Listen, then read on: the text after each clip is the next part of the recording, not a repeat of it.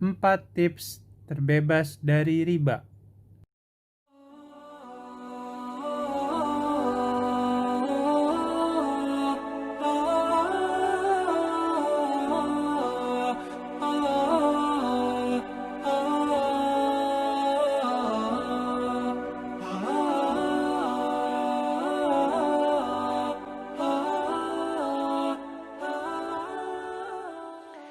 Bismillah, alhamdulillah, wassalatu wassalamu ala rasulillah.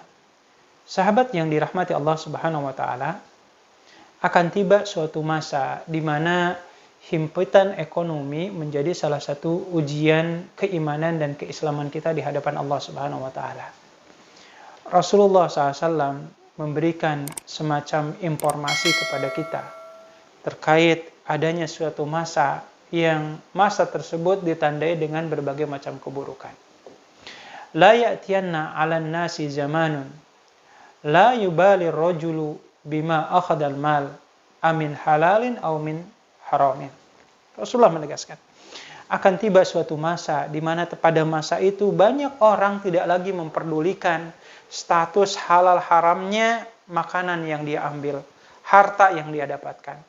Mau halal atau haram tidak menjadi salah satu bahan pertimbangannya. Di antara bentuk tanda keburukan itu, Rasulullah SAW kemudian menjelaskan, La ya'tiyanna 'alan nasi zamanun, la yabqa ar-rajulu illa akara riba, fa in lam ya'kulhu asabahu min ghubarihi.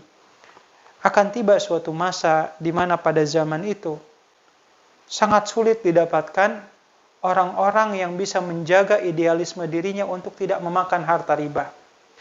Dan kalaupun dia konsisten menjaga idealismenya untuk tidak memakan harta riba, setidaknya dia akan terkena debunya. Maka keterangan-keterangan ini sebenarnya menjadi bahan renungan bagi kita terkait kondisi kita hari ini di tengah mengguritanya akad-akad ribawi. Akankah kita termasuk kepada kelompok mayoritas orang yang tidak lagi memperdulikan mana yang halal dan yang haram?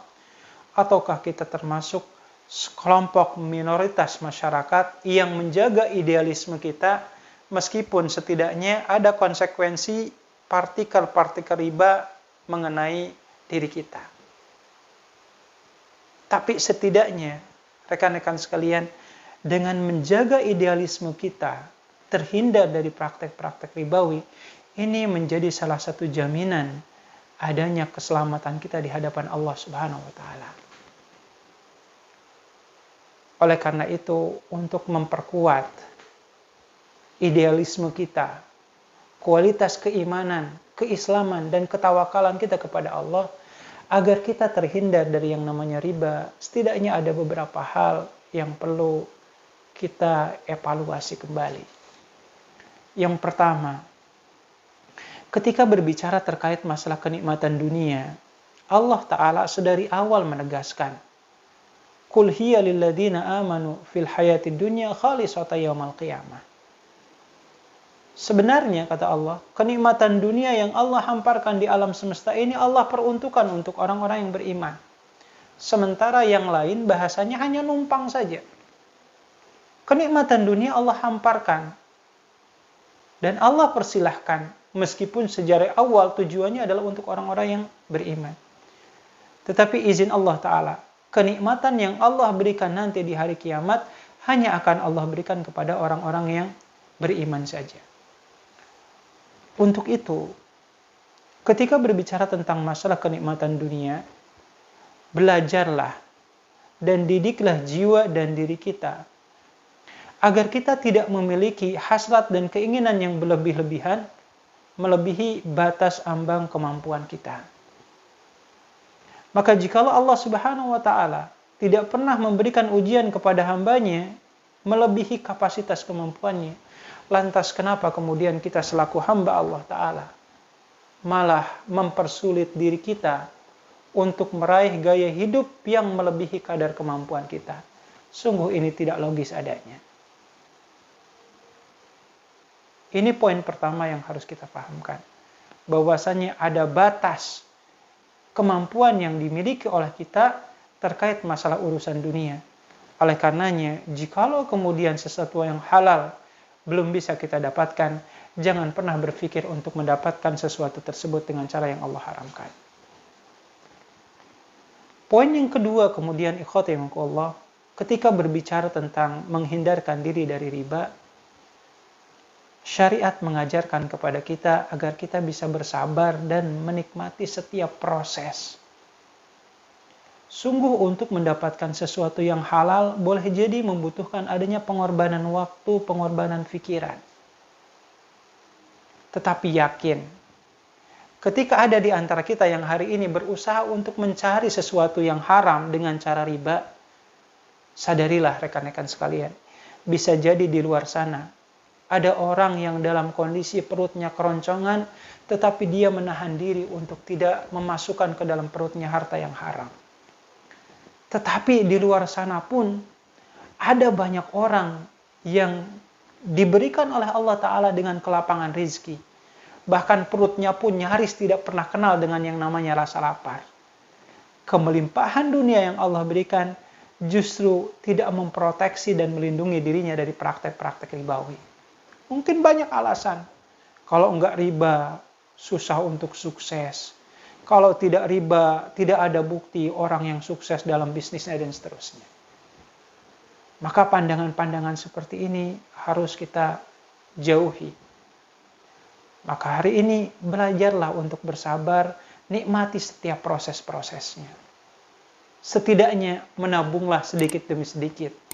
Karena prinsip dasarnya Allah Ta'ala ingin melihat sejauh mana kita melalui proses-proses ini. Hal yang ketiga yang perlu kita cermati terkait masalah menghindarkan diri dari riba adalah sadarkan kembali dalam ingatan dan jiwa kita bahwasanya riba ini terkategorikan dosa besar yang implikasinya bukan hanya sekedar akan menghapus seluruh kebaikan-kebaikan kita, melainkan juga Allah Ta'ala menegaskan fa'adhanu biharbi minallahi wa rasulih. Orang yang bersikukuh untuk melibatkan dirinya dengan praktek ribawi, maka orang tersebut secara tidak langsung telah menabuh genderang perang di hadapan Allah dan Rasul-Nya. Maka sungguh tidak rasional ketika nanti di hari kiamat, secara umum hamba-hamba Allah Ta'ala bersimpuh, menangis, berharap-harap cemas untuk meraih magfirah Allah Ta'ala, untuk mendapatkan syafaat dari Rasul-Nya. Sementara orang-orang yang bersikukuh dalam praktek ribawi diposisikan oleh Allah Ta'ala telah menabuh genderang perang dengan Allah dan Rasul-Nya.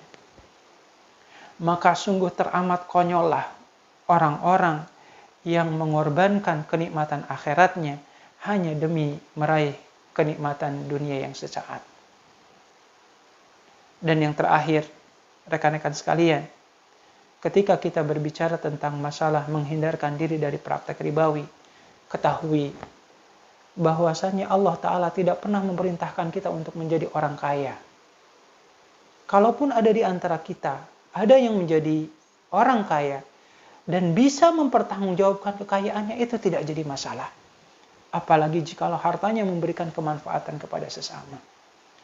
Tapi kalau izin Allah Ta'ala, hari ini ada di antara kita yang mungkin masih belum memiliki rumah, hanya bisa mengontrak saja, belum memiliki kendaraan yang layak, hanya bisa memiliki sepeda saja, atau mungkin bisa membeli motor second saja, maka syukuri dan nikmatilah seluruh bagian-bagian dari proses kebahagiaan yang kelak akan Allah berikan kepada kita di akhirat nanti.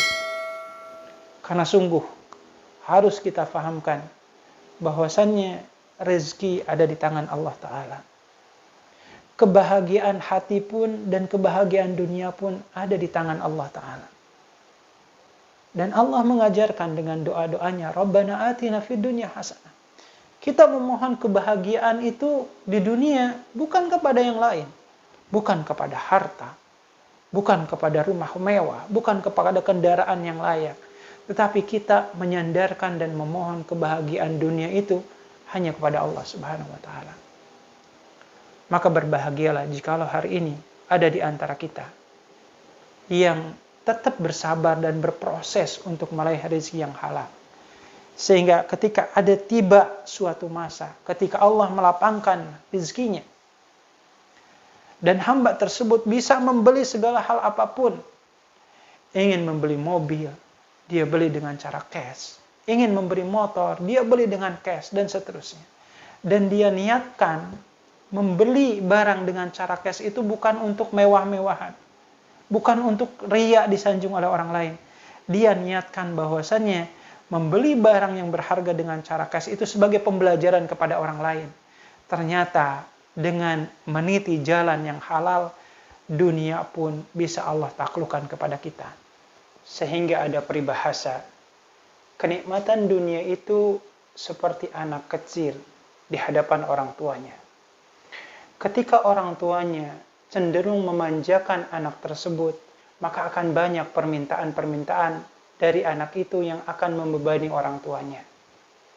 Tetapi bila mana orang tuanya mendidik, membimbing, dan memenuhi hajat kebutuhan anaknya secara proporsional, maka bukan hal yang mustahil. Bukan orang tua yang mengejar-ngejar anaknya, tetapi anaknya lah yang akan mengejar-ngejar orang tuanya. Maka seperti inilah kehidupan dunia. Jikalau kita menjadikan dunia sebagai tujuan hidup kita, maka bukan hal yang mustahil, kitalah yang menjadi budak dunia. Tetapi bila mana kita menjadikan kenikmatan akhirat sebagai tujuan utama kita, maka yakinilah dunialah yang akan menjadi budak di hadapan kita semua. Mudah-mudahan Allah Ta'ala memberikan kebahagiaan dan kenikmatan bagi kita, bukan hanya di dunia ini yang fana, tetapi juga di kehidupan akhirat yang penuh dengan kekekalan. Barakallahu lakum walhamdulillahirabbil alamin. Assalamualaikum warahmatullahi wabarakatuh.